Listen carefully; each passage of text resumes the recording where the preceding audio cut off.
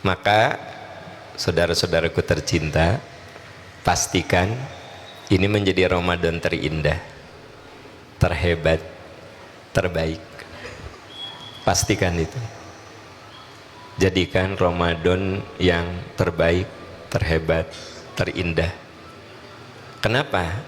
Karena tak ada seorang pun yang bisa menjamin bahwa di tahun yang akan datang kita masih bisa menikmati Ramadan yang penuh berkah. Bulan Ramadan itu disebut dengan Syahrun Mubarak, bulan yang penuh keberkahan. Berkah itu apa? Berkah itu ziyadatul khair fil khair, kebaikan yang tumbuh, kebaikan yang berkembang. Nah, itu namanya berkah.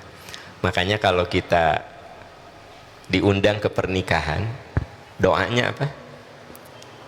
Barakallahu laka wa baraka alaika wa jama'a bainakuma fi khair. Awas mun keundangan teh ulah selamat menempuh hidup baru ya. Semoga Allah memberkahi Anda berdua, menyatukan Anda berdua dalam kebaikan. Kenapa orang menikah disebut berkah? Karena harusnya bertumbuh ya. Kalau belum nikah kita memberi hadiah ke calon istri, itu belum tentu jadi ibadah. Tapi begitu sudah nikah, memberi ke istri itu menjadi ibadah. Boleh jadi ketika kita sebelum nikah menatap wanita yang bukan muhrim itu haram, tapi setelah menikah justru menatap itu menjadi ibadah. Itu namanya berkah. Jadi kebaikan yang bertumbuh, begitu ya. Nah, keberkahan itu pertama berkah umur, itu yang pertama kalau kita bicara berkah. Jadi bulan Ramadan itu bulan yang penuh berkah. Maka berkah yang pertama adalah berkah umur. Karena kualitas manusia itu macam-macam. Satu, ada yang su'ul bidayah wa su'ul khotimah. Awal hidupnya buruk, tengahnya buruk, sampai ujung buruk. Itu syarrun nas, seburuk-buruk manusia. Nauzubillah. Semoga kita dan anak cucu kita jangan sampai masuk ke tipe ini. Jadi syarrun nas itu su'ul bidayah wa su'ul khotimah. Awal hidupnya buruk, tengahnya buruk, ujungnya buruk. Nah, yang kedua adalah orang yang husnul bidayah wa su'ul khotimah. Awal hidupnya baik, tapi dengan perjalanan waktu bukan tambah baik, malah mengalami degradasi, mengalami penurunan, sampai Allah memanggilnya dia dalam keadaan kondisi terburuk. Itulah yang disebut dengan orang yang paling terpuruk, kalau bahasa agamanya terlaknat ya. Terlaknat itu, orang yang terlaknat itu kata Ustadz Ibnu Katsir di dalam tafsirnya, orang yang kualitas kehidupannya, kesolehannya maksud saya, bukan makin soleh, makin buruk gitu. Padahal boleh jadi awalnya baik. Nah, ini yang kedua.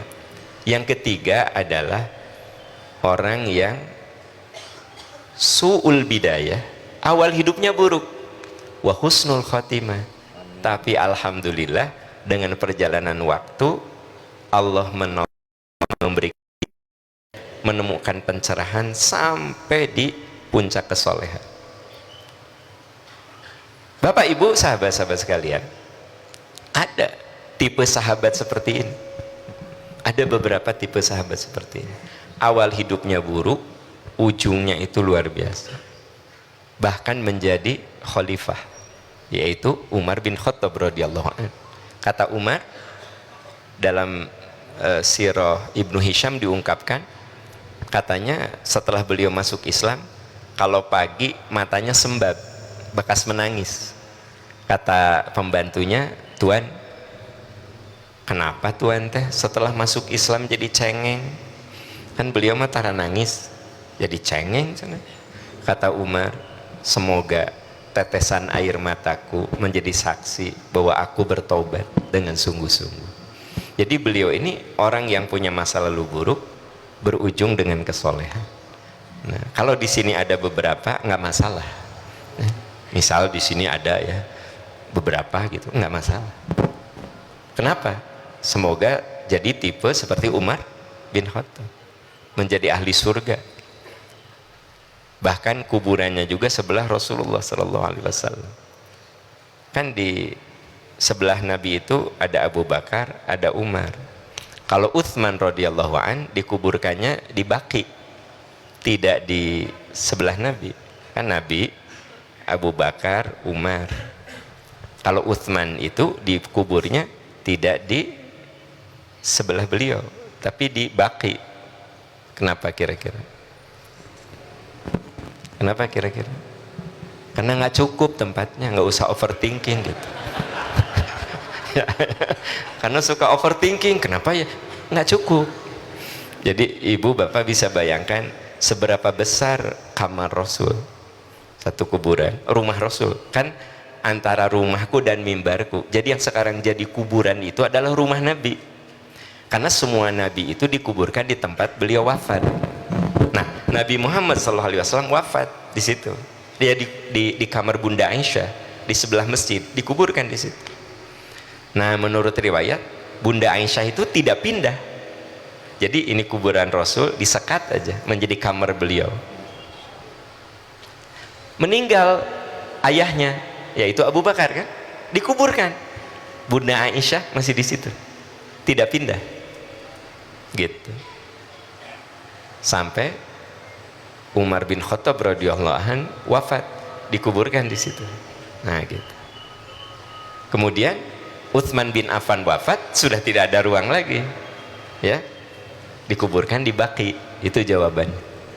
Kalau Ali bin Abi Thalib radhiyallahu an dikuburkannya di mana? Di Baghdad, di Irak. Kenapa? Karena waktu itu beliau sedang melakukan tugas kenegaraan sebagai khalifah, wafat di sana, dikuburkan di sana. Nah, kembali lagi ke pembicaraan tadi. Saya lagi cerita apa, Pak? Ya, kalau Ramadan suka agak lambat. Saya juga lagi mikir tadi cerita apa. Nah, jadi kan bahagia ada teman ya. Kalau saya kelihatan ingat kan jadi kelihatan yang lupanya yang mana. Nah, jadi tentang berkahnya umur husnul khotimah. Husnul khotimah. Jadi ada tipe yang ketiga, su'ul bidayah, awal hidupnya buruk. Kan ada orang yang awalnya jauh dari agama, kasarnya menghalalkan segala cara, hidup dalam perbuatan dosa maksiat. Alhamdulillah, ada pencerahan, makin dekat sama Allah, makin dekat. Saat wafat dia dalam keadaan soleh. Itu orang yang disebut sebagai arbahun nas, manusia beruntung. Nah, yang keempat itu khairun nas, sebaik-baik manusia. Siapa? Husnul bidayah wa husnul khotimah. Awal hidupnya soleh, tengahnya soleh, ujungnya soleh. Itu yang disebut dengan khairun nas, sebaik-baik manusia. Karena sejak muda, sejak balik dia sudah soleh, makin tua tuh makin soleh, makin soleh. Klimaksnya saat dipanggil oleh Allah, dia di puncak kesolehan. Terus ada satu lagi hadis yang mengatakan, bukan hanya baik dari awal, tengah, ujung, tapi anfa'uhum linnas, dia banyak memberikan kemanfaatan pada orang lain. Nah, itu sebaik-baik manusia. Nah, jadi Bapak Ibu, sahabat tercinta, kalau Ramadan itu bulan yang penuh berkah, maka pastikan kita ini umur kita berkah, yaitu makin tua makin soleh, makin soleh. Biarin masa lalu kita, semua orang punya masa lalu, nggak masalah dengan masa lalu kita yang buruk. Yang penting hari demi hari yang kita lewati, bulan demi bulan yang kita jalani, kita semakin dekat dengan Allah Subhanahu wa Ta'ala. Ada satu doa yang selayaknya kita panjatkan selalu kepada Allah agar umur kita berkah. Doanya ada di Al-Ahqaf ayat 15. Surat Al-Ahqaf ayat 15 ya. Dan saya yakin banyak juga yang sudah hafal doa ini. Al-Ahqaf ayat 15. Baris ketiga di situ ada kata-kata Robbi auzi'ni an ashkura ni'matakallati an'amta alayya wa ala walidayya wa an a'mala salihan tardahu wa aslih li fi dzurriyyati inni tubtu ilaika wa inni minal muslimin. Nah, ini doa yang sebaiknya selayaknya kita sering panjatkan supaya kita mendapatkan umur yang berkah. Bagaimana umur yang berkah itu? Ayat itu memberikan suatu gambaran. Robbi auzi'ni an ashkura ni'mataka allati an'amta alayya wa ala walidayya. Ya Allah, beri hamba kekuatan untuk selalu bersyukur atas nikmat yang Kau berikan kepada hamba dan kepada kedua orang tua. Jadi yang pertama, kalau kita hidup ingin berkah, jadilah orang yang selalu berterima kasih, bersyukur pada Allah Subhanahu wa taala. Apapun kita syukuri, ya. Dan syukur itu artinya wad'u syai'i fi mahalli, menempatkan sesuatu secara proporsional. Jadi kalau kita sehat, gunakan kesehatan untuk kebaikan. Kalau kita diberi ilmu, gunakan ilmu dalam kemaslahatan.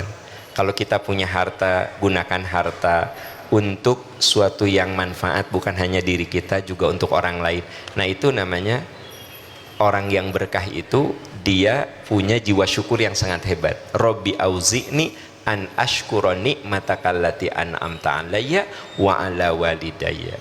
Yang kedua, wa an a'mala sholihan tardah. Ya Allah, beri hamba kekuatan agar sisa umur hamba diisi dengan amalan soleh yang membuat Engkau ridho.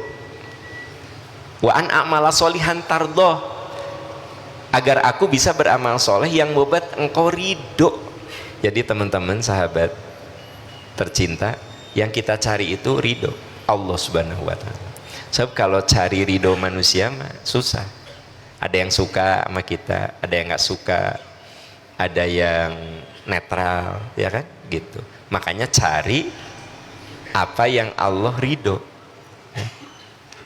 Luqmanul Hakim pernah membawa putranya naik keledai. Keledai itu kuda yang kecil. Anaknya suruh naik di kuda itu. Luqman nuntun kuda. Dah kuda kecil, kalau dinaiki berdua nggak kuat ya. Lewat ke satu kelompok, ini anak katanya kurang ajar ya, bapak suruh jalan dia di atas kendaraan. Padahal anaknya itu memang disuruh ku bapak, nasok kamu naik, kayak gantian di ditu gitu. Tapi sebelum nyampe di sana sudah ada yang negur, ini anak katanya nggak tahu diri, bapak suruh jalan. Lalu anaknya turun, ayah aja yang naik di kendaraan. Lewat ke satu kelompok, ini bapak cenah tegaannya gitu, anak disuruh jalan, dia di atas kendaraan gitu. Akhirnya udahlah cenah, kata anaknya, ayah kita naiki aja ini keledai berdua ya. Lewat ke satu kelompok, ini tidak punya peri kebinatangan, bagaimana itu unta apa keledai yang kecil dinaiki berdua. Akhirnya gini, udahlah turun aja, jadi naik kita. Apa katanya? Iya bodoh orang cenah, apa ayah kendaraan nggak dinaiki. Anaknya bilang, ayah apa yang harus aku lakukan? Apa kata Luqman? Nah, kalau kamu berbuat sesuatu, orientasikan diridhoi Allah. Kalau kamu cari ridho manusia, pasti ada yang suka sama kamu, ada yang setuju sama kamu, ada yang tidak setuju sama kamu. Jadi orientasi hidup mah cari ridho Allah Subhanahu wa taala. Ini persis dalam doa tadi. Wa an a'mala sholihan tardoh. Ya Allah, beri saya kekuatan agar saya bisa mengisi hidup dengan amal soleh yang membuat Engkau ridho kepadaku. Jadi Bapak, ketika kita mencari nafkah, orientasinya supaya Allah ridho sama saya. Ibu, ketika ibu melakukan aktivitas rumah tangga, supaya Allah ridho sama saya. Sehingga ketika suami muji, berterima kasih, senang, alhamdulillah ya. Mama masakannya ini enak, ibu senang kan? Alhamdulillah. Suami ibu nggak komen, dia komennya kalau nggak enak. Kalau enak tuh nggak komen, cuma habis aja gitu. Nah, begitu nggak enak, mama ini teh naham nih, lodeh teh juga kolek gitu, amis, baru komen. Nah kadang-kadang ini mah kata iya mah Kata ibu-ibu suka gini, katanya gini, dah lalaki macananya meni susah nyebutkan nuhun mah, aku rumah tangga 12 tahun dah belum pernah suami aku bilang makasih mah, tak pernah. Sebenarnya manusiawi, tapi kalau orientasinya mencari ridho Allah, suami bilang makasih ya sebagai manusia seneng, alhamdulillah, enggak juga enggak masalah. Kalau kita sudah di titik itu, maka kita berada di puncak. Yang aku cari adalah ridho Allah. Dan ibu bapak, tahu nggak kenikmatan tertinggi itu menurut ibu bapak? Nikmat tertinggi di akhirat itu apa? Bukan surga. Coba lihat surat Al-Bayyinah. Coba lihat surat Al-Bayyinah. Apa katanya?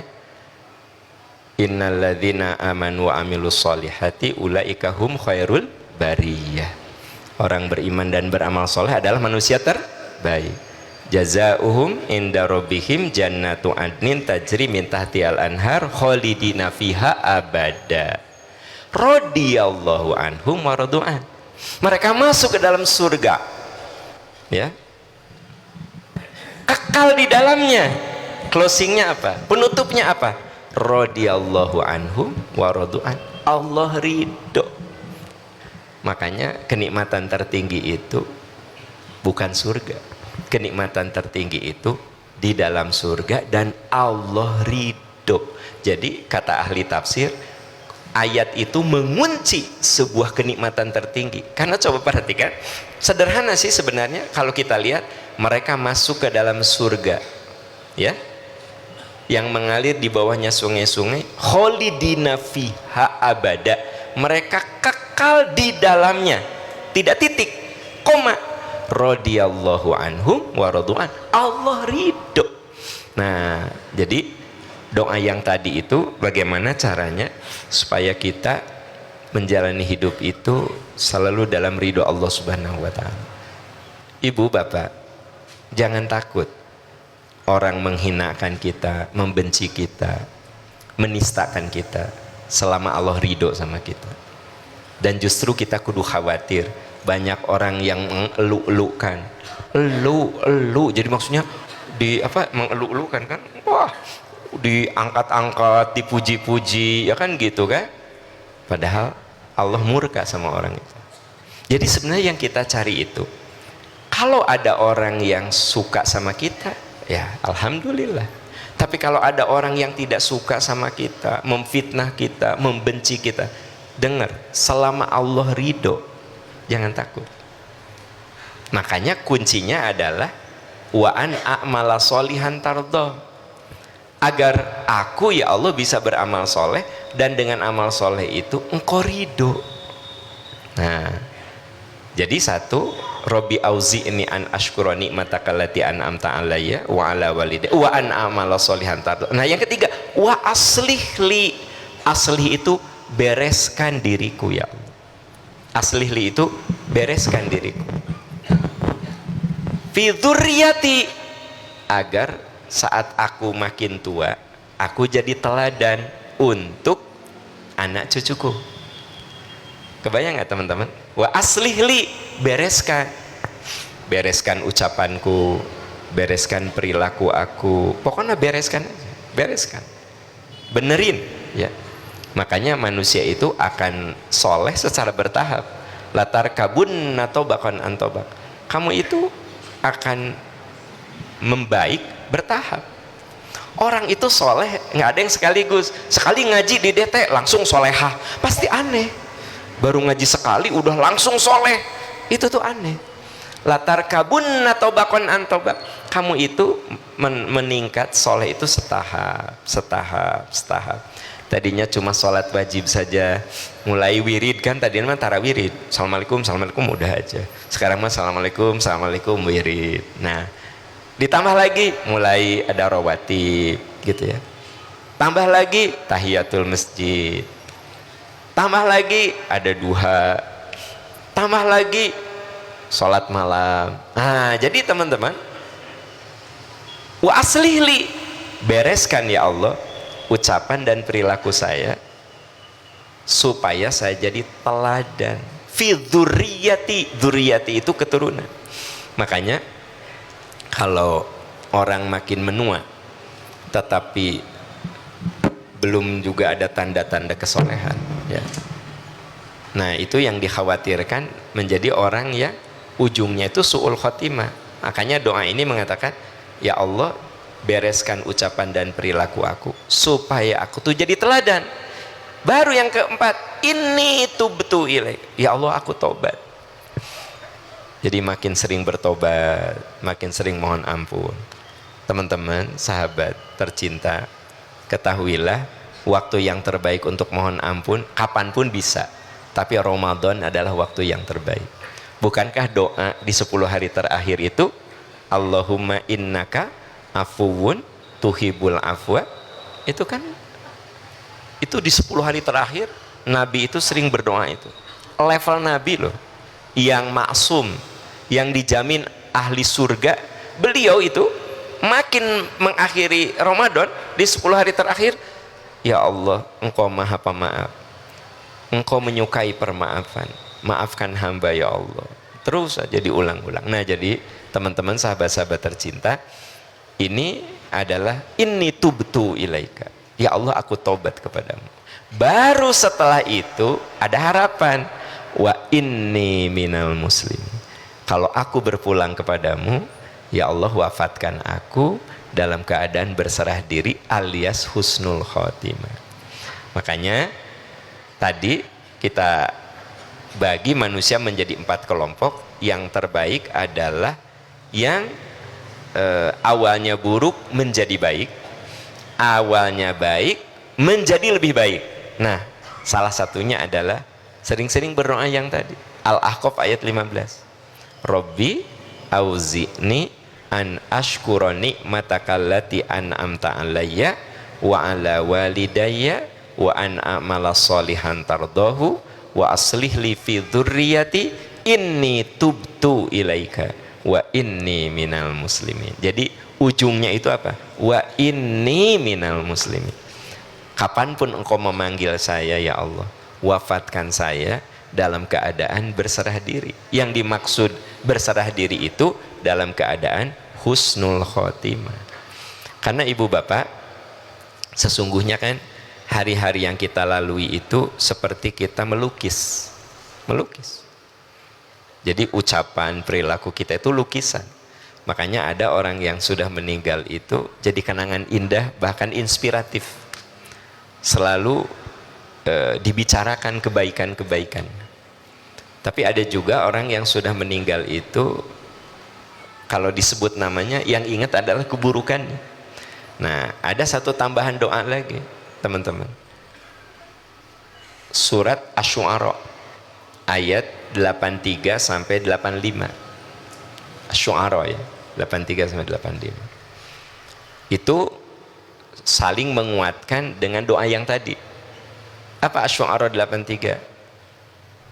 Rabbi habli hukman, ya Allah beri saya hikmah. Apa itu hikmah? Hikmah itu satu, ilmu yang mendalam. Kalau dalam bahasa universitas, bahasa akademik mah kepakaran. Jadi orang itu yang hebat itu satu ilmu didalami terus. Jadi kalau Anda teman-teman di sini ada Bapak Ibu profesor, berarti Ibu Bapak itu punya kepakaran. Profesor di bidang apa? Kepakaran. Jadi ilmu itu harus dalam. Karena dari kedalaman itulah akan keluar air yang jernih. Jadi orang berilmu yang dalam gitu, biasanya pemikirannya jernih. Nah, itu namanya hikmah. Ya Allah beri saya hikmah, ilmu yang dalam. Itu kepakaran. Yang kedua, hikmah itu ilmu yang diamalkan. Al ilmul ba'itsu ilal amal, ilmu yang diterapkan. Ya. Dari Agim dengar tausiah, diamalkan. Tadi kita mengutip surat Al-Ahqaf 15, dihafalkan, apalkan, jangan hanya dicatat, hafalkan. Asy-Syu'ara ayat 83 sampai 85 hafalkan. Itu apa? Diterapkan. Itu namanya hikmah, ilmu yang diterapkan. Yang ketiga, hikmah itu kemampuan seseorang mengambil pelajaran dari sebuah peristiwa. Kan hidup kita ini ada perjalanan naik turun. saya, Agim itu punya perjalanan. Nah, kami tentu saja mengambil hikmah dari setiap perjalanan. Gitu. Teman-teman semua ada perjalanan. Ambil hikmah. Makanya kalau kita diberi hikmah, wa may yu'tal hikmah, siapa yang diberi hikmah, faqad utiya khairan katsira. Sungguh dia diberi kebaikan yang banyak. Kapan kita disebut diberi kebaikan yang banyak? Satu, kalau kita diberi ilmu yang dalam pada bidangnya masing-masing ya. Jadi tidak selamanya kudu ilmu Islam, tidak selamanya kudu ilmu duniawi. Kan ayah dia dari mulai SMP sudah ahli karena bengkel. Udah 30 tahun tangga bengkel. Jadi begitu. Coba Pak, digas Pak. Gas di Pak. Oh, lahar gitu. Jadi kalau kita punya mobil dibawa ke bengkel modern kan pakai mekanik, pakai alat kan gitu. Nih ditempelin alat segala macam, digas. Oh gini. Tapi ada orang yang coba Pak gas kenapa? Gas. Oh, iya malah harna. Oh, kedah turun mesin. Dia teh ahli hikmah bidang perbengkelan. Ada ibu-ibu nu maka iya mah bumbuna iya sok engke cenah emak ngadamal.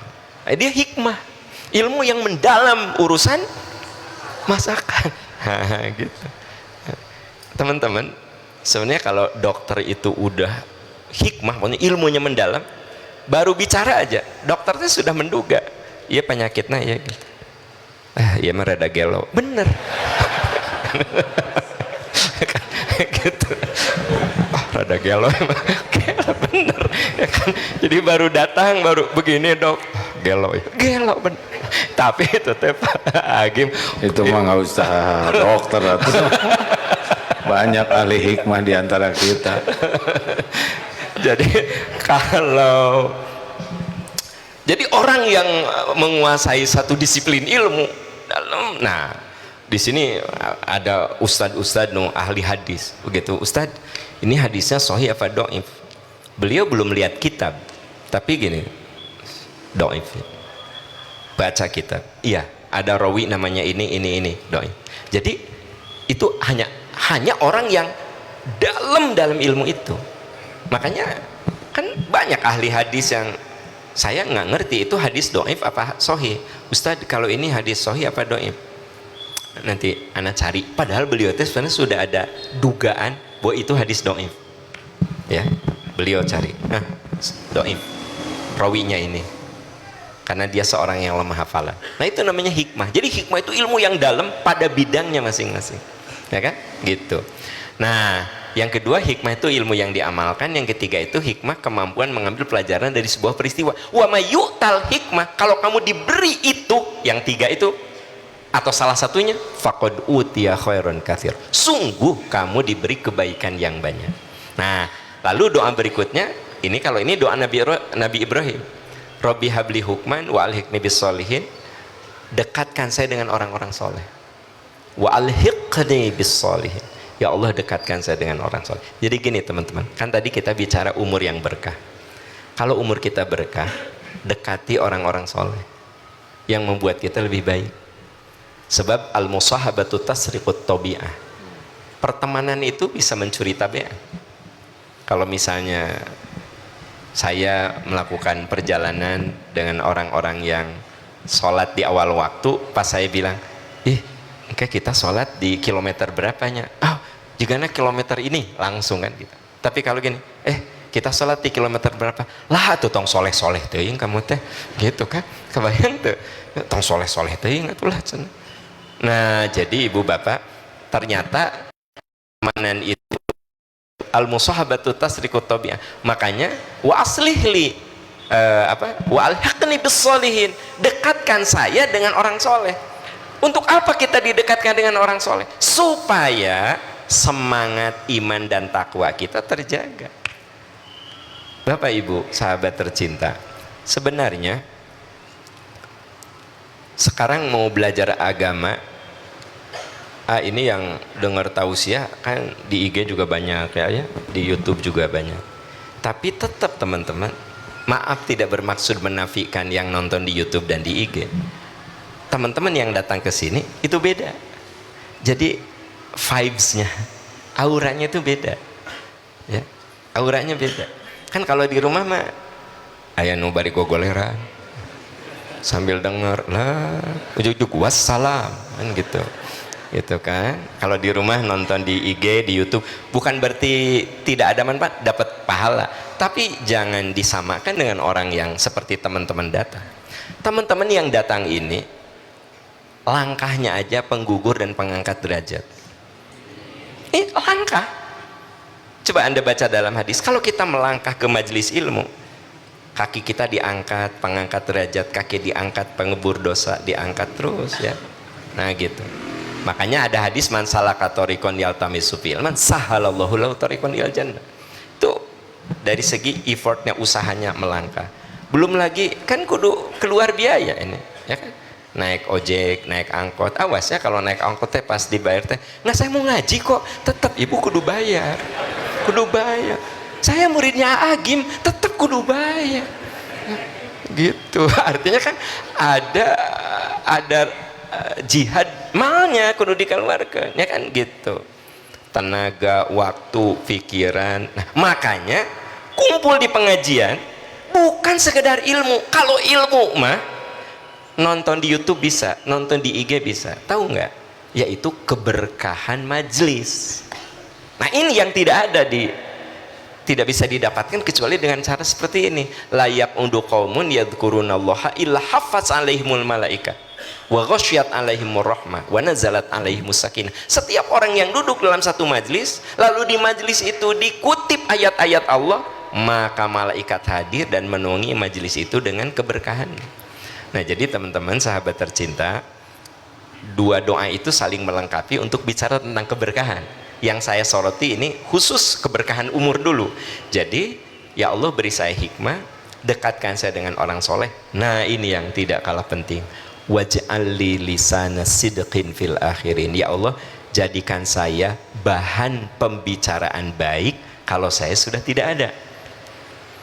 Jadi gini teman-teman, semua orang itu meninggalkan bekas, meninggalkan jejak. Waj'alli lisana sidqin. Ya Allah, jadikan saya bahan pembicaraan baik. Bahan pembicaraan baik. Pertanyaannya, kapan kita jadi bahan pembicaraan baik? Kalau kita meninggalkan perilaku baik. Ya. Bapak, kalau kita jadi ayah yang amanah pada anak, pada istri, kalau kita sudah tidak ada, boleh jadi kita diulang-ulang. Kamu kalau jadi bapak, jadi ayah, contoh bapak kamu. Aduh, bapak kamu mah, nah, diceritakan, bapak kamu mah kerja keras, nah, ibadahna tekun, ya, tanggung jawab. Pokoknya kalau jadi ayah, contoh tah bapak kamu. Berarti pembicaraan apa? Baik. Jangan sampai gini, maneh mau jadi bapak, entong jika bapak maneh. Parah pisan, parah. Mamah ge hampir teu kuat ngan untung pondok umur bapak kamu. Jadi kan ngeri atuh Pak, kan untung Allah teh nulungan mamah, bapak kamu teh pondok umur. Mun bapak kamu panjang umur, mamah ge cantang tuh kuat bager. Gitu kan. Coba. Jadi itu kan tergantung apa yang kita lakukan. Nah, ini untuk ibu-ibu nih. Saya kalau ziarah lewat Jabal Nur itu saya suka teringat bagaimana Bunda Khadijah. Gini teman-teman, kalau Bunda Khadijah itu Anda tahu kan orang kaya kan, pasti punya pembantu kan. Tapi ketika mengirim makanan ke suami yang sedang tafakur tahanus di Gua Hiro, beliau naik sendiri, nggak nyuruh, naik sendiri. Sok Anda baca riwayat Bunda Khadijah itu naik ke Gua Hiro. Saya udah coba ke Gua Hiro itu 45 menit. Itu gue berhenti beberapa kali. Kebayang nggak Bunda Khadijah? Kira-kira Bunda Khadijah ketika ngirim makanan usia berapa? Nikah kan usia 40 ya. Nah, usia berapa? Ya 50-an teh sabaraha. Kan bisa 59, 58. Kalau angka kan kudu definitif. Nah, jadi cara ngitungnya Bunda Khadijah nikah usia 40. Nabi usia 40 ke Gua Hiro berarti 55. Ya ayah. 40 tambah 15. 55. Teman-teman, naik ke gunung, nganterin makanan. Dan tidak pernah menyerahkan itu ke orang lain. Ya. Kalau ibu juga kan, kalau suami pulang, ayah mau kopi, mau teh. Kopi mah, ka dapur, bi kopi ke bapak. Tong digulaan, gulana keur tinggi. Ibu, cik atuku sorangan naon sih? Ayah mau kopi apa teh? Kopi mah, ka dapur bikin kopi. Bunda Khadijah mah ka Gua Hiro atuh. Ka Gua Hiro. Ya. Jadi jangan jadi apa kalau di stasiun tuh yang suka bukan ini cina Ciamis.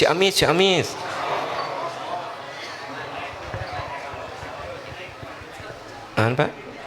Manehna manten naik Ciamis calo naik aja. Nah orang yang sok Ciamis dia teh can pernah ke Ciamis. Nah ibu, kalau ibu suka bilang, ayah nanti besok ke kantor pakai baju apa? Batik mah yang merah, di setrika ke bapak.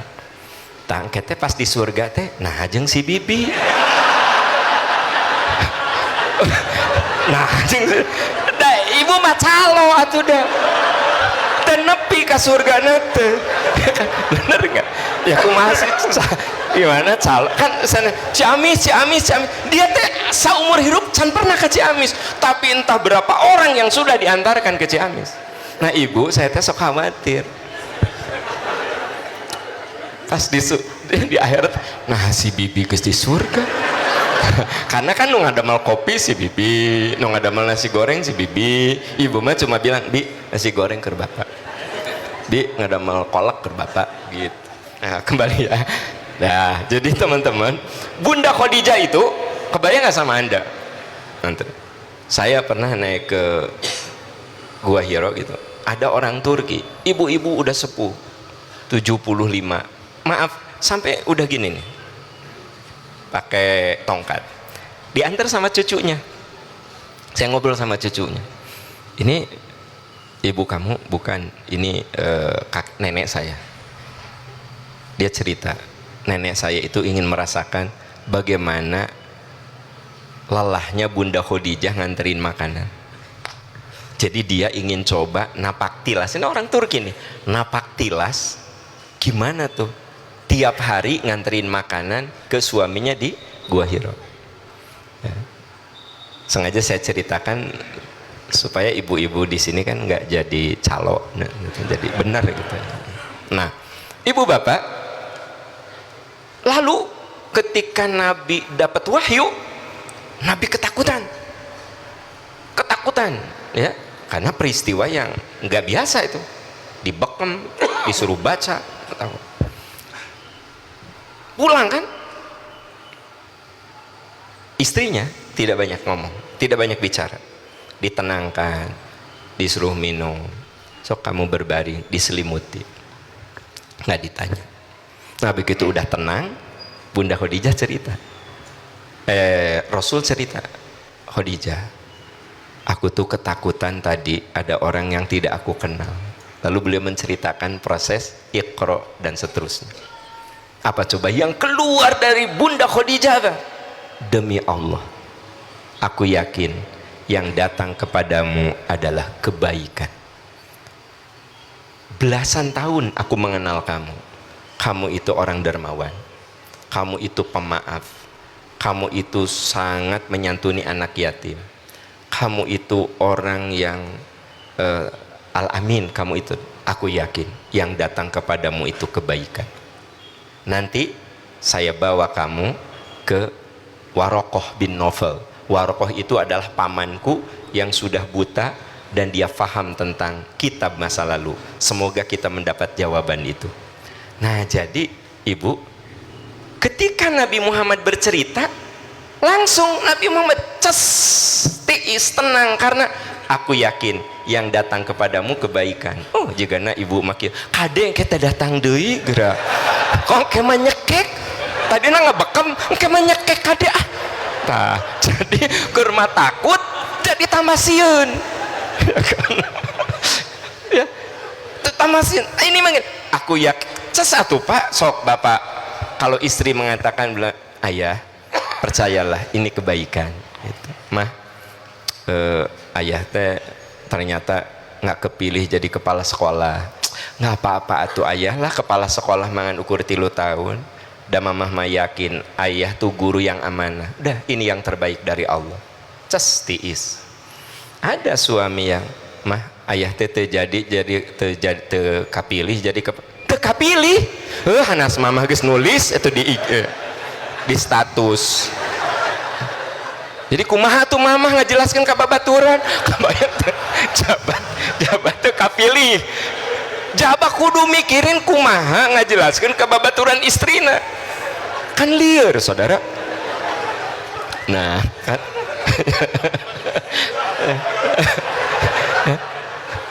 kabayang teh tah. Nah jadi teman-teman karena punten jadi teman-teman semua ya, apa yang ingin saya sampaikan di sini? Begitu Bunda Khadijah wafat, nah ini disebutnya juga amul huzn, tahun kesedihan, sampai Allah menghibur beliau Isra Mi'raj. Menurut ahli tafsir, ayat yang mengatakan subhanalladzi asra bi 'abdihi lailan minal masjidil haram ilal masjidil aqsa dan seterusnya itu terjadi setelah Bunda Khadijah wafat. Nabi itu sedihnya luar biasa. Nabi itu sedihnya luar biasa gitu loh. Nah sahabat bertanya, kenapa ya Rasulullah engkau begitu bersedih? Kami belum pernah menemukan engkau bersedih seperti ini. Apa kata Nabi? Gimana tidak aku sedih, 25 tahun aku rumah tangga dengan Khadijah, tidak ada satu patah kata yang melukai hati saya, tidak ada satu perbuatan pun yang membuat saya kecewa. Sungguh Khadijah itu orang yang paling bermakna dalam hidup saya, dia inspirasi saya. Berarti Bunda Khadijah meninggalkan jejak yang bagus. Kenapa? Dan memang hari-hari yang beliau tapaki adalah jejak yang bagus. Nah jadi doa ini sangat indah sekali. Waj'al li lisana sidqin fil akhirin. Ya Allah jadikan saya bahan pembicaraan baik kalau saya sudah tidak ada. Baru yang berikutnya waj'alni min warathati jannatin naim. Ya Allah jadikan aku sebagai pewaris surga yang penuh kenikmatan. Ya. Jadikan aku pewaris surga yang penuh kenikmatan. Jadi ternyata untuk mewarisi surga yang penuh kenikmatan itu ya ada tahapannya. Diberi hikmah, dekat dengan orang-orang soleh, berpikirnya yang soleh-soleh, terus menjalani hidup dengan amalan-amalan terbaik sehingga jadi bahan pembicaraan yang baik. Maka waj'alni min warathati jannatin naim. Ya Allah jadikan saya pewaris surga yang penuh kenikmatan. Nah Bapak Ibu, jadi bulan Ramadan itu seringkali disebut syahrun mubarak karena memang Nabi mengatakan sungguh telah datang kepadamu Ramadan syahrun mubarak, bulan yang penuh berkah. Maka pastikan Ramadan ini menjadi bagian minimal keberkahan umur kita dengan 2 doa yang tadi saya sampaikan, surat Al-Ahqaf ayat 15 dan surat Asy-Syu'ara ayat 83 sampai 85 gitu. Atau ayeuna aaeun? Oh enggak, emang bagian dengar. Aduh maaf ini luar biasa. Ustaz Amin harus rajin ke sini. Luar biasa ya, menikmati sekali ini. Beliau lebih muda dari A, ya kan? Iya Bu. Dari dulu kan nggak pernah bisa nyusul ya. Demikianlah kalau Allah membimbing lisan seorang hamba, enak, betul tidak? Tidak merasa digurui, tapi sangat tergugah ya. Satu tentang kita belum tentu ketemu Ramadan yang akan datang. Itu bagi saya yang sudah umur 64 ini ngenes apa tuh menghujam ya, saya belum tentu hidup tahun depan. Harus Ramadan terindah, terbaik, terberkah. Betul ya? Tadi apa? Terbaik, terindah, terhebat. Nah, ini harus kepegang karena tidak usah tua ya kalau mau meninggal. Yang kedua, doa itu penting sekali. Tadi surat Al-Baqarah berapa tentang waman utiya khairan katsira, yang diberi hikmah yang dalam itu adalah orang yang memiliki kedalaman ilmu sehingga keluar hikmah dari lisannya. Luar biasa ini. Saya terkesan kalau lihat orang gila, ayo gelo ya misalkan dia. Saya kira itu kurang pas yang tadi mah, itu tidak usah dalam juga udah bisa merasakan ya enggak? Atau misalkan ngawe awai, ini kita sudah keluar hikmah pinjam uang ya. Yang kedua adalah mengamalkan. Nah, punten ya, semangat mengamalkan ilmu sering tidak sehebat semangat belajar. Padahal ilmu itu amanah dan Allah memperhatikan. Seperti sekarang kita diperhatikan oleh Allah. Qadarullah, Allah mendatangkan beliau menyampaikan ilmu yang Allah kehendaki sampai kepada kita. Itu amanah. Siapa yang mengamalkannya Allah lebih suka. Nanti Allah akan memberikan ilmu lainnya karena kita sudah mensyukuri. Jadi sebetulnya setiap dengar ilmu itu Allah sebetulnya memberi ilmu, sepanjang ilmu itu benar ya. Makanya tidak cukup hanya senang belajar, harus senang mengamalkan dengan ikhlas. Lalu yang ketiga, hikmah itu memahami dari kejadian, karena tidak ada yang kebetulan, tidak ada yang sia-sia, termasuk pertemuan ini. Yang udah dengar perumpamaan ini jangan ikut campur ya, seguru seilmu jangan ganggu, ini khusus buat beliau ya. Jadi Alkisah ada yang umroh itikaf, ibu-ibu keluar dari masjid, ada kotoran merpati kena kening.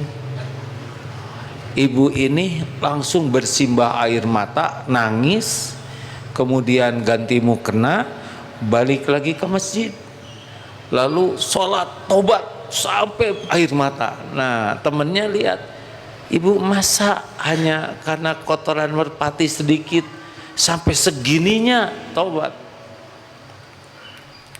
Lalu ibu itu mengatakan, emang kotoran merpati, tapi siapa yang mengatur kotoran ini kena kening saya? Ini lapangan segini luas, jidat segini kecil, emang gampang kesini tuh? Rumit. Pertama, lintasan merpati dengan saya harus sama, beda lintasan nggak kena. Dua, kecepatan merpati dengan saya berjalan harus teratur dengan sempurna, kecepatan dikit nggak kena. Tiga, sudut kemiringan, tuh kan ini dalam hadirin ini, bujur pantat merpati ya dengan kening saya itu sudut elevasinya harus akurat. Ini serius hadirin, ini dalam nih. Selisih 1 derajat pasti nggak kena. 4, kecepatan angin, karena tinggi merpati, angin kencang melenting dia ke sini. Dan yang terumit adalah tingkat kemulesan merpati. Gimana ngeden pada waktu yang itu detik harus ngepas. Gimana kalau tekanannya kurang atau angin? Luar biasa. Gak ada yang ngatur ini selain yang maha mengatur alam semesta. Tepat kesini karena Allah tahu otak ini sering kotor pikirannya. Ini kayaknya hikmah. Ya. Jadi kalau orang dapat hikmah mah udah beda hidup ini. Katanya dihina orang. Orang kalau dihina lebih sibuk mikirin yang menghina. Nah itu berarti dangkal tuh. Yang menghina ini orang yang harus kita kasihani. karena dia jadi jalan dari Allah agar kita bisa dapat berbagai ilmu. Satu, kita dapat ilmu buruknya perilaku menghina. Jadi yang menghina kita teh guru bab hina menghina. Dapat ilmu kita, betapa jeleknya pemarah yang sumpah serapah. Terima kasih ya Allah, Engkau sudah memperlihatkan buruknya akhlak seperti ini, dan gak enaknya hati saya tidak akan melakukan seperti yang dia lakukan. Luar biasa. Dua, saya dihina, Allah menegur saya, mesti ini diundang oleh dosa saya. Jadi evaluasi diri, berapa banyak kita menghina orang sampai Allah mendatangkan teguran lewat orang yang menghina kita. Jatuhnya evaluasi diri lewat beliau. Dosa rontok gara-gara perihnya kata-kata penghinaan. Ada dosa yang tidak bisa rontok kecuali dengan disakiti. Beliau yang membantu rontoknya dosa kita. Tambah lagi, petinju itu baru hebat kalau punya sparring partner. Nggak ada Mike Tyson sehebat ini tanpa sparring partner. Dibayar, ini gratis untuk melatih kesabaran kita. Kalau nggak ada yang menghina, kapan kita latihan sabar? Beliau sudah mau bersusah payah melatih kita. Coba itu.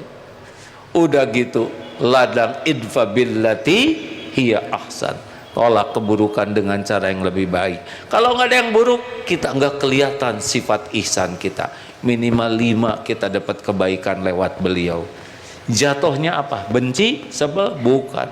Ngirim bolu, ngirim buah-buahan, doa yang terbaik buat beliau. Tuh, itu hikmah bukan? Mohon hikmah. Ya.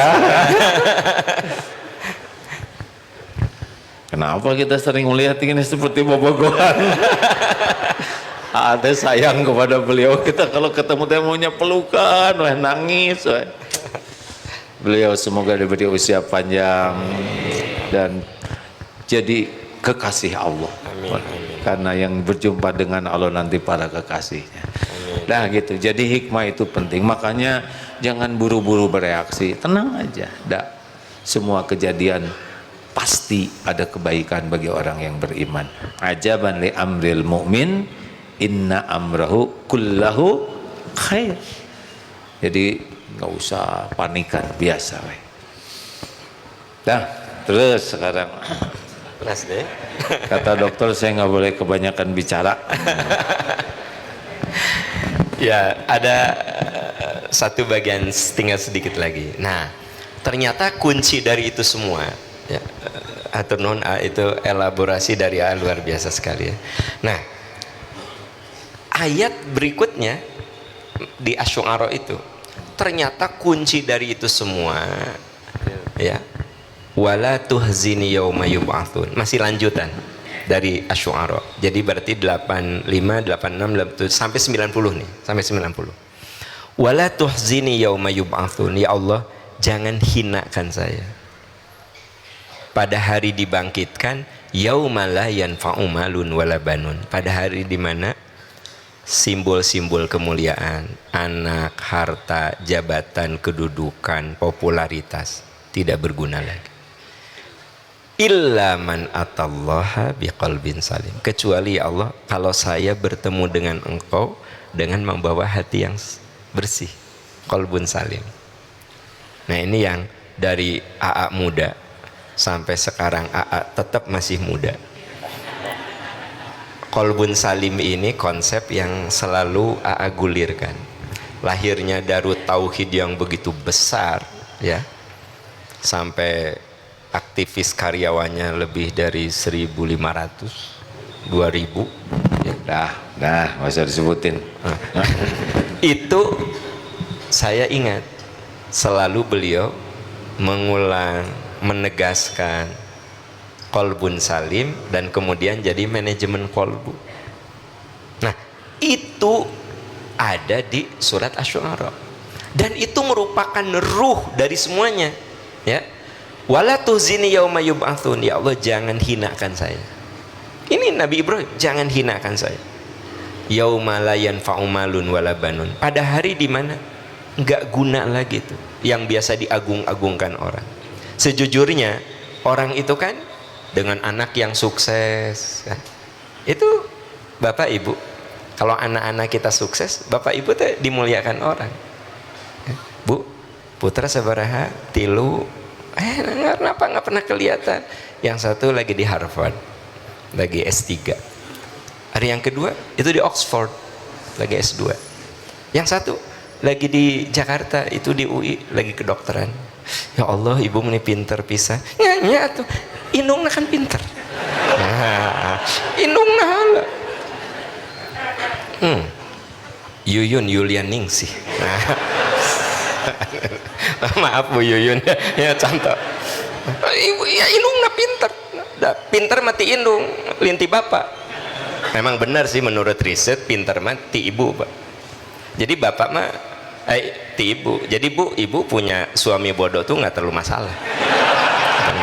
Karena ternyata ya kalau ibu suaminya bodoh diajak ngobrol teh nyambung nggak masalah. Yang penting kan tajir. Nah, karena pintar mati ibu. Nah, jadi saya ingin cerita di sini bahwa orang itu, Pak, kalau anak-anak sukses, itu bangganya luar biasa.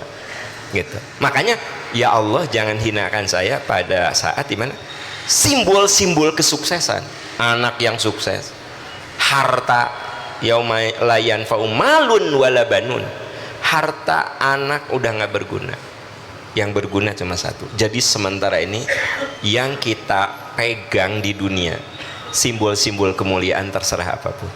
Bapak jadi pengusaha hebat, jadi ilmuwan hebat, jadi influencer hebat, sok terserah jadi apa, yang kemudian kita ini diagung-agungkan orang, finally ujung-ujungnya tidak guna.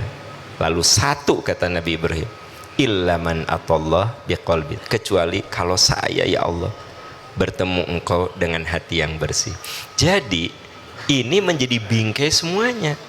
Kita ini akan meraih keberkahan ketika kolbu kita bersih. Tadi hikmah akan kita dapatkan kalau kolbu kita bersih. Teman-teman kita semua jadi soleh kalau kita bersih. Tadi sudah sampaikan, kalau dia itu buruk sama kita, bahkan oleh kita mah jadi guru yang sangat berharga, ya kan? Jadi dari hati yang bersih lahir hikmah. Kemudian kita akan menjalani hidup dengan amalan-amalan terbaik dan menjadi lukisan indah. Menjadi lukisan indah itu berawal dari, kuncinya di sini, ilaman atallaha biqalbin salim, kecuali kalau aku datang kepadamu ya Allah dengan membawa hati yang bersih. Makanya sahabat Ali bin Abi Thalib pernah menasihati, beliau katakan, bersihkan hatimu, nanti pikiranmu bersih, lisanmu bersih. Ketika pikiran dan lisanmu bersih, percayalah perilakumu bersih. Sebenarnya nasihat Ali bin Abi Thalib ini merujuk kepada hadis yang sangat populer. Ala inna fil jasadi mudghah, idza shalahat shalahal jasadu kullu wa idza fasadat fasadal jasadu kullu. Ingat, dalam hati manusia itu ada segumpal kekuatan, bila soleh, sehat, shalahat jasadu kullu. Perilaku, ucapan, omongannya beres. Wa idza fasadat, kalau rusak, rusaklah. Makanya tidak relate kalau ada yang mengatakan dia mah ya, walaupun omongannya kotor, dah dia mah hatena teh bersih. Moal mungkin ce, moal mungkin. Dia mahnya hate lisanna teh pahit. Ya. Mun geus ngahina teh bener nepi ka nyelekit. Da ari hatena mah manehna teh bersih. Bohong, Pak, teu bisa. Kata Imam Ali mah nggak mungkin orang yang hatinya bersih keluar, nggak mungkin dari hati yang bersih keluar hati yang omongan yang kotor, nggak mungkin. Dia mah ada sok ngagosip ge dah hati mah bersih, moal mungkin. Memang sih jelema eta teh sok ngadu domba, tapi orang nyaho hati mah bersih. Bohong, Pak. Moal mungkin. Sok ngadu domba, fitnah, gosip, terus nyebutin Anda yakin dah hati nama bersih? Bersih di mana? Nggak ada. Gitu. Coba saya kasih contoh gini. Hari Ibu Tati mana nggak ke pengajian? Wisuda anaknya. Alhamdulillah. Anak nu pertama asa kakara kamari SMA-nya eta Bu Tati teges punya anak sarjana, mudah-mudahan berkah ya, soleh. Ini senang punya anak udah sarjana lagi. Menurut Anda hatinya bersih apa kotor? Tahu dari mana? Lisan. Coba kalau gini, hari Bu Tati kemana? Eta wisuda anakna, anak nu mana? Eta nu SMA, padahal itu budak teh bodoh dah. Bodoh demi Allah, kan aku gurunya. Bodoh. Ranking lagi sok sesuai jumlah murid, mana ge sarjana deui, aneh ti mana? Tah, menurut Anda hatinya bersih apa kotor? Jadi jangan bilang ngomong gitu ge dah hatinya mah bersih, bohong, kotor, Pak. Kotor. Jadi tidak mungkin ada omongan kotor dari hati yang bersih, itu nggak mungkin. Seperti halnya tidak mungkin orang yang hatinya bersih omongannya kotor. Nah itu yang dikatakan, kata Ali bin Abi Thalib, bersihkan hatimu, karena dari hatimu yang bersih nanti keluar omonganmu yang bersih, pikiranmu yang jernih. Nanti pikiran dan omonganmu jernih, perilakumu jernih. Tadi AA bercerita tentang hikmah tadi, tentang apa? Kotoran merpati, ada elevasi segala macam kan. Saya terkagum-kagum mendengar cerita itu. Bener yoginya dipikir-pikir, bener itu jatuh nanti kudu cerk itu teh, wih gitu. Akurasinya kumaha, ada angin, ada kecepatan, segala macam. Juga ada posisi hidung juga, ya kan kalau hidungnya rada-rada kecil kemudian nanti kena kan iya rada, nah gitu ya. Jadi kudu akurat tah si sasaran teh. Nah jadi ibu bapak, pokoknya semua yang kita tadi ceritakan, keberkahan itu memang muaranya, kuncinya di hati. Makanya Nabi mengatakan, innallaha la yanduru ila suwarikum walaki yanduru ila qulubikum. Allah itu tidak melihat penampilanmu semata lahiriah, tapi yang Allah lihat itu hatimu. Ya, hatimu. Makanya Imam Syafi'i rahimahullah menyebutkan dalil yang bicara seperti 3/4 agama itu innamal a'malu binniyat. Setiap amal itu bergantung kepada niat. Itu 3/4 agama ada di situ. Kenapa dikatakan 3/4 agama ada di situ? Ya semua balik kepada hatinya. Kepada hati. Bapak Ibu, apa yang membedakan saum sunnah dan saum wajib? Hati, niat, ya kan? Karena saum wajib dan saum sunnah sama, al-imsak minal akli wasyurb wal jima, sama, menahan lapar, dahaga, hubungan min tulu'il fajr ila ghurubi syam, sama definisinya. Saum itu yang membedakan adalah niatnya, gitu. Nah, apa yang membedakan sholat subuh dan qobla subuh? Ya niat. Dan nggak boleh pas qobla subuh teh, pas rakaat pertama teh, ya Allah ini jadikan subuh we, nggak boleh. Nah, misalnya ibu teh bapak teh niat sholat qobla pas 1 rakaat, sahoreamnya udahlah dijadikan di teh kieu subuh ya Allah, nggak boleh, nggak bisa gitu. Nah, apa yang membedakan tawaf sunnah dan tawaf umroh, tawaf wajib? Ya niat. Jadi kata Imam Syafi'i, innamal amalu binniyat itu 3/4 agama itu ada di hadis tadi. Karena semua berbalik ke situ. Saya punya murid, nada saya naik. Ya. Kamu hafalkan ya? Udah 2 bulan kamu hafal-hafal. Hafalkan. Yang lain sudah hafal. Kata anak itu, maaf Ustadz, saya anak yatim, nggak boleh menghardik saya. Pertanyaannya, saya dosa entah? Niat saya supaya dia menjadi orang yang di kemudian hari berilmu. Maka kalau guru marah, selama marahnya itu dalam relasi mengajar, nah maka jangan bilang, Anda yang anak yatim jangan bilang, Pak Guru, dosa loh, anak yatim. Niat niat kita bukan menghardi kan gitu. Nah, jadi Bapak Ibu, saya ingin tegaskan di sini bahwa kunci dari semua itu ujung-ujungnya adalah kekuatan hati. Nah, hati itu seperti tanaman, harus dirawat, harus dipupuk. Nah, pupuknya teh dengan nasihat, harus dikendalikan hamanya. Kalau kita punya tanaman, dipupuk, ya, terus dikendalikan hamanya dikendalikan dengan taubat. Jadi taubat itu mengendalikan hama yang ada dalam diri kita. Sebab ciri khas hati itu kalau dibiarkan dia bisa mati. Kata Nabi SAW, innal abda idza akhta'a khati'atan nakatat fi qalbihi nuqtatun sauda fa in huwa naza'a wastaghfara wa taba saqala qalbuh wa in ada zida fiha.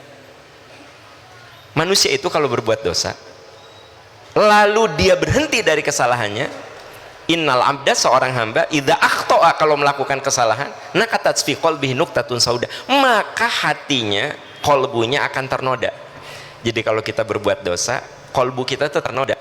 Fa in wa naza'a, kalau dia berhenti, wastaghfaru, istighfar, wa taba, tobat, sokola kolbu, maka kolbunya itu bersih lagi. Jadi kalau baju saya putih kena noda, dicuci, dibersihin, bersih deh. Kena noda, bersihin.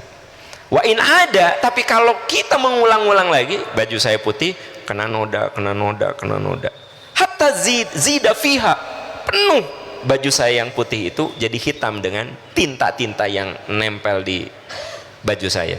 Maka di titik itu kalau ada tinta yang nempel lagi, saya tidak menganggap itu sebagai yang mengotori baju saya, wong baju saya sudah kotor. Jadi kalau kita mengulangi perbuatan dosa, diulang, bahayanya apa? Sampai titik perbuatan itu tidak dianggap dosa. Jadi kalau orang biasa ngagosip, nah jadi ngagosip itu asa biasa, we. Bahkan menteng, ih kamu hari ini, oh iya meni asa sepinya tuh ngagosip ya teh. Jadi kalau ngagosip itu seperti ada yang kurang. Jadi teman-teman, kalau diulang keburukan itu. Gini, kalau kita biasa sholat tepat waktu, ngomong adzan tuh sudah ready, siap untuk sholat. Suatu saat kita sholat duhur jam 1:30, percaya pasti nggak enak. Aduh 1:30 belum sholat, tenang. Tapi kalau itu diulang-ulang 1:30 deh, 1:30, lama-lama terbiasa. Sholat jam 1:30 itu biasa, we. Gitu. Bahkan lama-lama 2:30 pas ditegur sama istrinya, ayah teh sholat duhur 2:30. Ih mama babaturan ayah magis teh sholat. Iya teh alhamdulillah sakit teh. Nah jadi kualitasnya makin menurun. Nah jadi teman-teman, sahabat-sahabat tercinta, betapa kolbu kita harus dirawat, dikendalikan hamanya dengan tobat, dipupuk dengan ibadah, dengan tausiah. Fadzakir in nafa'atidz dzikra. Karena tausiah itu harus diulang-ulang. Tadi ada hal yang sangat penting dari AA, semangat untuk mengamalkan dibanding dengan semangat belajar. Biasanya kita lebih semangat belajar, padahal apa yang kita pelajari itu menjadi amanah yang harus kita amalkan. Makanya ada di dalam tafsir diungkapkan, para sahabat itu katanya tidak lebih dari 10 ayat, tidak berani lebih dari 10 ayat kecuali beliau mengamalkannya. Artinya apa? Yang AA tadi sampaikan, sahabat itu sangat bersemangat mengamalkan, ya. Bersemangat mencari ilmu itu bagus. Yang lebih afdol lagi, bersemangat mencari ilmu dan mengamalkan itu berbanding lurus, sehingga itu menjadi hikmah. Dan itu kembali kepada kuncinya yang tadi, hati yang bersih. Ummu Salamah pernah ditanya, doa apa yang paling sering dibaca oleh Rasul? Doa apa yang paling sering dibaca oleh Rasul? Kata Ummu Salamah, ada 2 doa yang paling sering aku dengar dari Nabi. Al-Baqarah 201 dan Ali Imran ayat 8. Al-Baqarah 201, tahu kan? Robbana atina fid dunya hasan. Oh eta. Robbana atina fid dunya. Oh eta ngomong dong ti tadi atuh. Robbana atina gitu. Nah, jadi yang paling sering dibaca oleh Rasul itu Al-Baqarah 201. Robbana atina fid dunya hasanah wa fil akhirati hasanah wa qina adzabannar. Nah, yang kedua Ali Imran ayat 8. Apa? Nah, Rabbana la tuzigh qulubana. Ngomong tidak di Rabbana la tuzigh qulubana gitu. Nah, jadi kata Ummu Salamah, itu dua doa itu paling sering aku paling sering Nabi membaca dua doa itu. Nah, bahagia dunia akhirat dan hati yang bersih. Ya Allah, jangan belokkan, jangan kau bengkokkan hati kami setelah hati kami lurus. Ba'da idh hadaitana wa hab lana min ladunka rahmah, beri kami dari sisimu cinta. Ibu tahu, Bapak, orang yang dicintai Allah itu ku Allah hatinya dijaga. Ciri bahwa gini, kalau Allah sudah merahmati kita, yang dijaga sama Allah itu hatinya. Begitu hatinya terjaga, lisannya terjaga, pikirannya terjaga, perilakunya terjaga. Makanya di situ ada kata-kata wahab lana min ladunka rahmatan innaka antal wahhab. Berikan kepada kami rahmat, cinta kasih, engkau maha pemberi cinta kasih. Apa hubungannya antara rahmat dengan ya Allah jangan belokkan hati kami setelah engkau memberikan hidayah kepada kami, berikan kami rahmat, berikan kami cinta kasih. Jadi orang yang disayangi Allah, yang dicintai Allah, Allah jaga hatinya.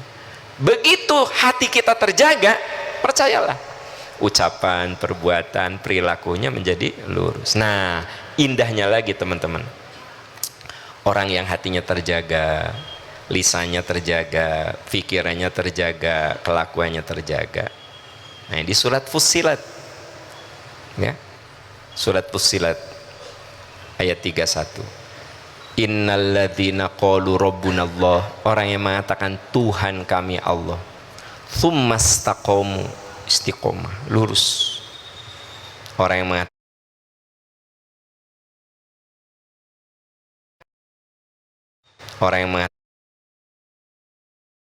Allah, ya Allah, engkau adalah Tuhan kami, kami siap untuk menerima apapun yang engkau berikan, taat, patuh, tunduk, merasa ditatap, dilihat, diawasi oleh Allah, ya.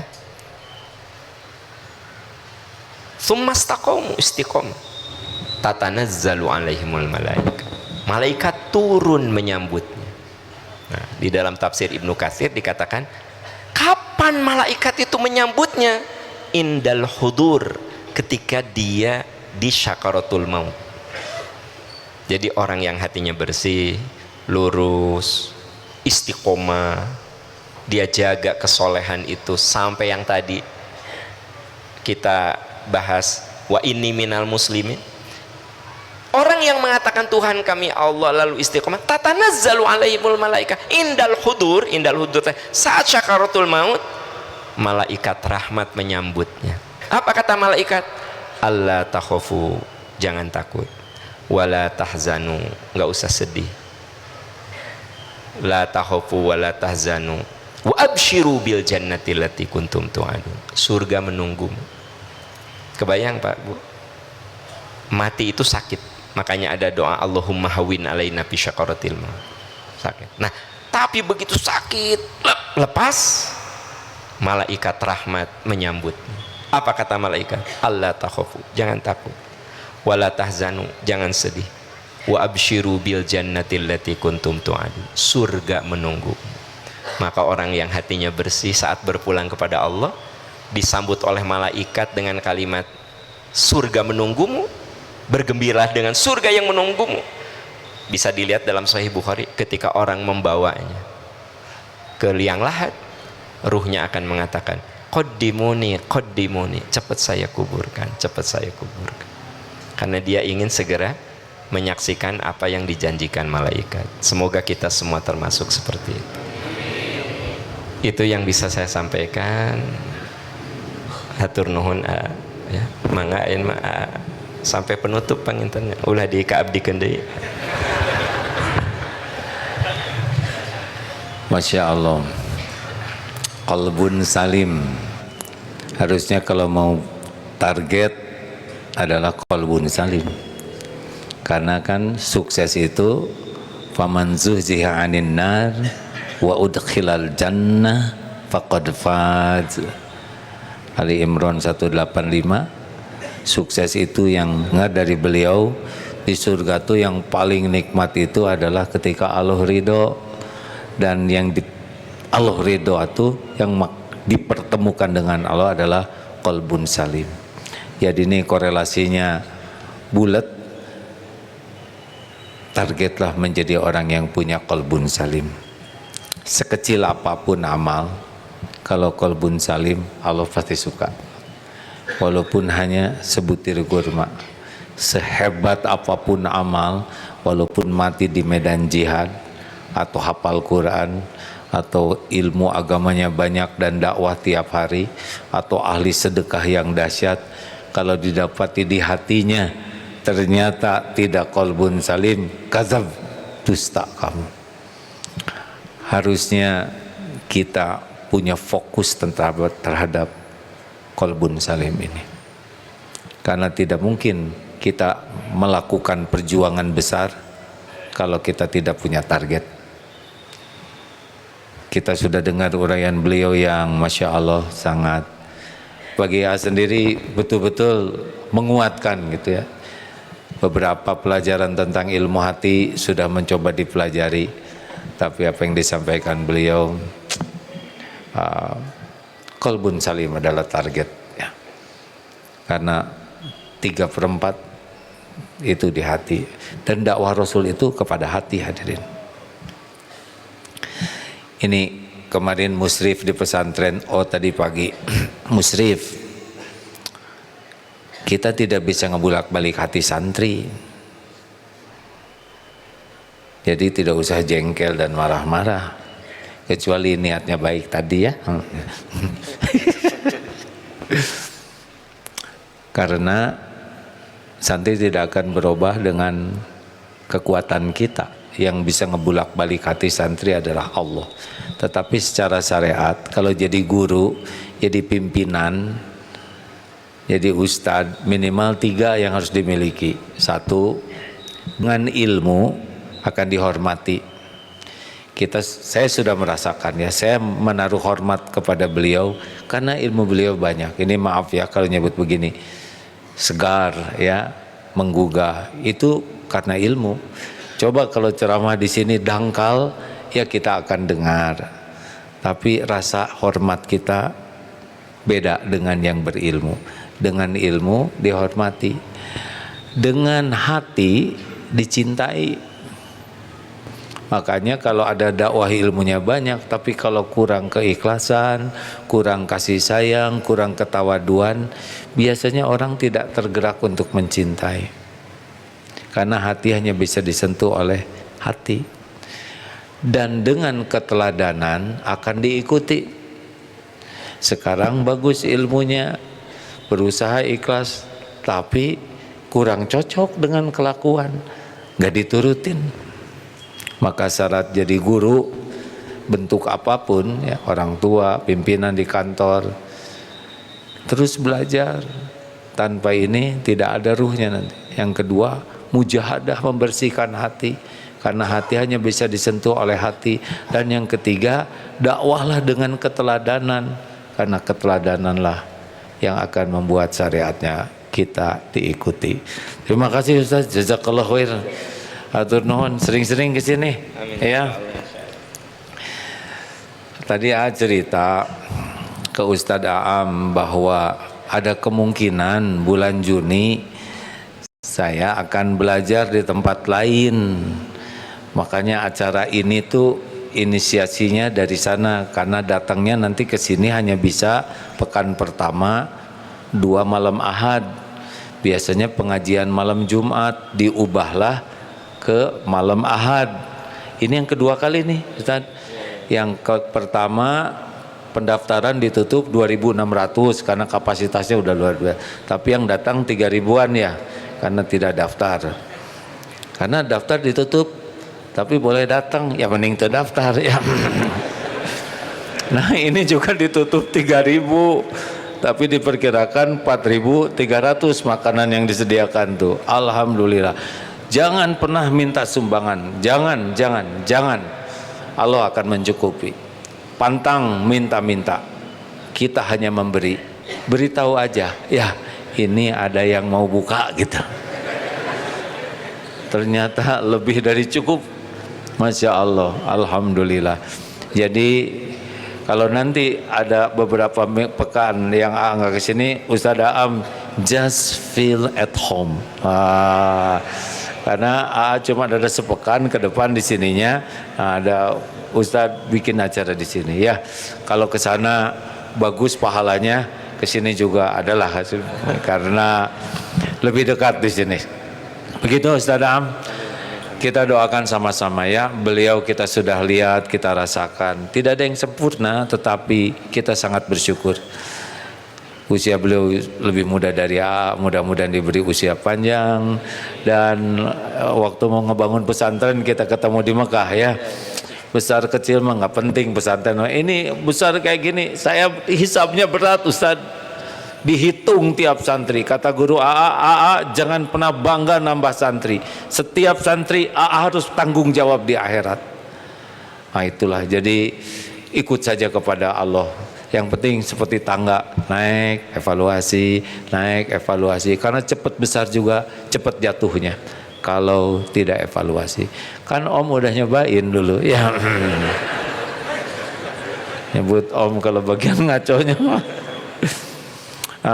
Mudah-mudahan pesantren beliau oleh Allah dijadikan jalan terlahirnya para ulama, dan bisa menjadi benteng akidah bagi umat dan cahaya, dan utama sekali bisa mempertemukan beliau dengan Allah Subhanahu wa taala. Tutup doa Ustaz. Nah, nanti bagian saya bagian malam nanti ya. Kalau berdoa mah harus dengan yang lebih senior. Oh gitu. Tadi saya udah ngimamin. Saya kan hanya duhur dan asar beraninya ya enggak? Allahumma sholli wa sallim wa barik ala sayyidina Muhammad wa ala alihi wa ashabihi ajma'in. Ya Allah ya Sami ya Bashir ya Syahid. Allahumma inna nas'aluka bi annaka lakal hamd la ilaha illa anta wahdaka la syarika lak ya mannan badi'us samawati wal ard ya zal jalali wal ikram ya hayyu ya qayyum. Duhai Allah yang maha menatap, berkahi majelis ini. Allahumma inna nas'aluka ridhoka wal jannah wa na'udzubika min sakhatika wan nar. Allahumma inna nas'aluka ridhoka wal jannah wa na'udzubika min sakhatika wan nar. Ya Allah, Allahumma inna nas'aluka ridhoka wal jannah wa na'udzubika min sakhatika wan nar. Allahumma ati nufusana taqwaha wa zakiha anta khairu man zakaha anta waliyuha wa maulaha ya arhamar rahimin. Allahumma innaka afuwun tuhibbul afwa fa'fu anna ya karim ya zal jalali wal ikram. Rabbana atina fid dunya hasanah wa fil akhirati hasanah wa qina adzabannar. Rabbana la tuzigh qulubana ba'da idh hadaitana wa hab lana min ladunka rahmah innaka antal wahhab. Allahumma rzuqnal istiqamah ya muqallibal qulub tsabbit qulubana ala dinik. Rabbana taqabbal minna ya Allah innaka antas samiul alim wa tub alaina innaka antat tawwabur rahim. Subhana rabbika rabbil izzati amma yasifun wassalamun alal mursalin alhamdulillahi rabbil alamin. Alhamdulillah. Terima kasih Ustaz, jazakumullah khair. Assalamualaikum warahmatullahi wabarakatuh.